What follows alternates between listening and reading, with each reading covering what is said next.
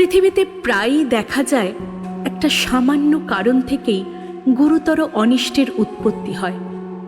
জগতে এমন ঘটনা অনেক আছে। নলিনী কখনো অভিমান করেনি।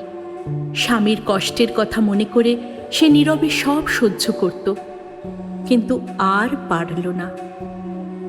এই অভিমানের দেওয়ালের এপারে ও ওপারে দুজনেই কথা বলতে লাগলো, কিন্তু কেউ কাউকে শুনতে পেল না।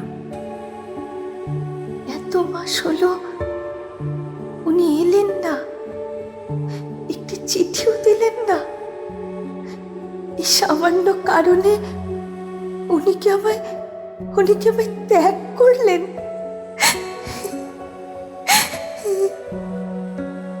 আজও কোনো চিঠি এলো না।